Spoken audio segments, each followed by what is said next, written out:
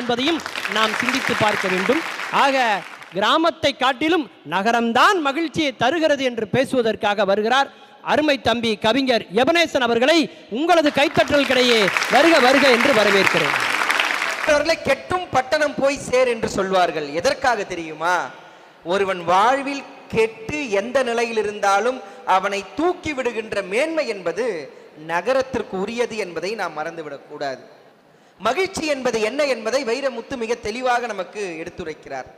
நடுவர் அவர்களே, கண்ணுக்கு மகிழ்ச்சி எது? நல்ல காட்சிகளை பார்க்கிறது.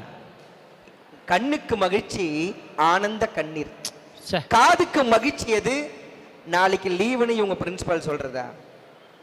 காதுக்கு மகிழ்ச்சி முதல் குழந்தை அழைக்கும் அம்மா என்கின்ற சொல். வாய்க்கு மகிழ்ச்சி எது? பிரியாணியா?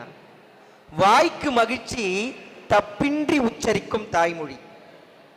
மண்ணுக்கு மகிழ்ச்சி மணக்கின்ற வாசம், பெண்ணுக்கு மகிழ்ச்சி மதிக்கின்ற நேசம். வாழ்க்கைக்கு மகிழ்ச்சி என்றால் அது நகரமாக மட்டும்தானே இருக்க முடியும்.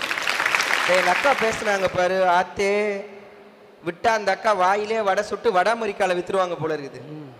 ஏக்கா, உங்க வீட்டுலலாம் அடுப்பை மூட்டினா தானே சோறு, எங்க நகரத்துல ஆப்ப தட்டினாலே சோறுக்கா. நடுவர் அவர்களே, சாதியை பார்ப்பது அவர்களுடைய கிராமம், சாதித்தவனை பார்ப்பதுதான் எங்களுடைய நகரம் என்பதை மறந்துவிடக்கூடாது. சொந்தங்களுக்காக ஓடி வருவது இவர்களுடைய கிராமம், வந்தவரை எல்லாம் சொந்தமாக பார்ப்பதுதான் எங்கள் நகரம் என்பதை எதிரணியினர் புரிஞ்சுக்கணும். சூரியனும் சந்திரனும் சும்மா இருக்கிறப்போ விளக்கு கெட்டுச்சா விளம்பரம், அப்படிதான் இருந்தது ஐயா பேசுறது.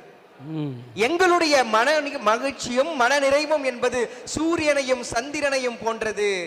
ஆனால் விளக்கு போன்றதுதான் உங்களுடைய கிராம வாழ்க்கை. ஒரு காலகட்டத்தில் போக்குவரத்து வசதி இல்லாம இன்றளவும் கூட எத்தனையோ கிராமங்கள் உண்டு. 6 மணி ஆயிடுச்சுன்னா ஐயோ என் குழந்தை வரலையேன்னு சொல்லிட்டு பஸ் ஸ்டாப்ல போய் பாதுகாத்துக்கிட்டு இருக்க அப்பாக்களை நாம் கிராமத்தில் பார்த்திருக்கிறோம். ஆனா எங்க நகரத்தில் அப்படிலாம் இல்லை நடுவர் அவர்களே. அழகா ஓலால புக் பண்ணி கூலா போய்கிட்டு இருக்கான்.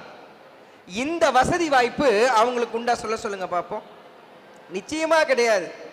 4000 வாகனங்களை இயக்குறாங்களாம். ஐயா சொன்னாரு, சரிதான்.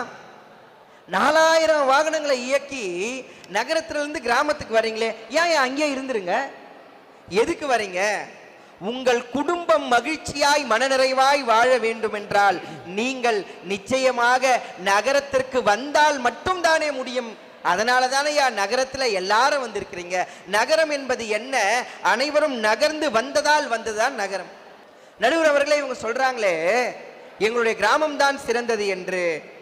கிராமத்துல வாழைக்காய் வேணா பெஸ்டா கிடைக்கலாம், ஆனா வாழ்க்கையே பெஸ்டா கிடைக்கணும்னா அது நகரத்துல மட்டும்தான் முடியும். பண்டிகை அப்படின்னா அசதிக்கு வேணா கிராமத்துக்கு போயிட்டு வரலாம், ஆனா வசதியா வாழணும்னா இங்க வந்தாதானே முடியும்.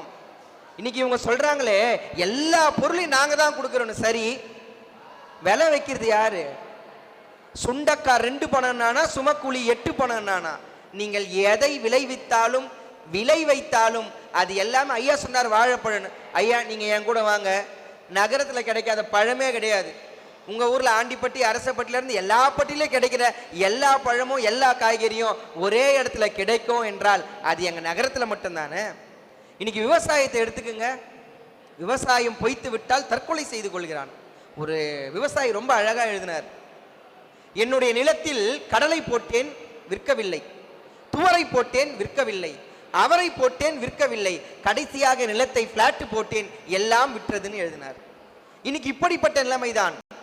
ஒரு வேளை விவசாயம் பொய்த்து விட்டால் தற்கொலை செய்து கொள்கிறார்கள். ஆனா எங்க நகரத்துக்கு வாங்கயா, இந்த வேலை இல்லைன்னா அடுத்த வேலை, அடுத்த வேலை இல்லைன்னா அடுத்த வேலைன்னு சொல்லிட்டு எல்லா வேலைகளையும் தன் வேலையாக வேலை வாய்ப்பை கொடுத்து உதவுவதே எங்களுடைய நகரம் தானே. இன்னைக்கு யோசித்து பாருங்க, வேலை வாய்ப்பிலிருந்து மருத்துவத்திலிருந்து கல்வியிலிருந்து இன்று பல்வேறு நாடுகளுக்கு சவால் விடுகின்ற அளவிற்கு தொழில்நுட்ப தொழில்துறையில் நம்முடைய நாடு வளர்ந்திருக்கிறது என்றால் அது நகரத்தால தானே. எல்லா இடத்துலையும் பிரச்சனைகள் இருக்கு. கிராமத்தில் இல்லைன்னு இல்லை, நகரத்தில் இல்லை, எல்லா இடத்துலையும் பிரச்சனைகள் இருக்கின்றது. ஆனால் இரண்டையும் எடை போட்டு பார்க்கின்ற பொழுது எல்லா இடங்களிலும் பிரச்சனைகள் இருக்கின்றது. ஆனால் மன நிறைவிற்கும் மகிழ்ச்சிக்கும் அர்ச்சனை என்பது நகரத்தில் மட்டும்தாயா இருக்கு. அதாவது மேம்பாடு அடையாத மனிதன் என்பவன் துடுப்பில்லாத படகு போன்றவன். அவன் காற்றுக்கு ஆடலாம், ஆனால் அவன் ஒருபோதும் கரையை வந்து சேருவது கிடையாது. ஆகவே கரையை சேர்ப்பது மட்டுமல்ல, நமக்கு கலங்கரை விளக்கமாகவே இருந்து இன்னைக்கும் என் புள்ள போய் சம்பாதிச்சா என் பொண்ணுங்களுக்கெல்லாம் திருமணம் பண்ணிடலாம், எங்க குடும்பம் உயரும் சொல்லிட்டு தன்னுடைய குடும்பத்தின் மன மகிழ்ச்சிக்காகவும் மன நிறைவிற்காகவும் நகரங்களில் சென்று வேலை செய்து கொண்டிருக்கிறார்களே, அந்த குடும்பத்தை தட்டி கேட்டு பாருங்கள். மன மகிழ்ச்சி தன் மகனின் வாயிலாய் நகரத்திலிருந்து வருவது நன்றாய் தெரியும் என்று கூறி நல்லதொரு வாய்ப்பை நடுவர் அவர்கள் நிச்சயமாய் நகரத்திற்கே தருவார். அப்பொழுதுதான் அவர் மீண்டும் நகரத்திற்கு வருவார் என்பதை இந்த அவையில் பதிவு செய்து, இதுதான் என் பேச்சின் எல்லை, இனிமேல் பேசினால் உங்களுக்கும் தொல்லை. எனவே அனைவருக்கும் நன்றி பாராட்டி முடிக்கின்றேன் என் வாய் சொல்லை. நன்றி, வணக்கம்.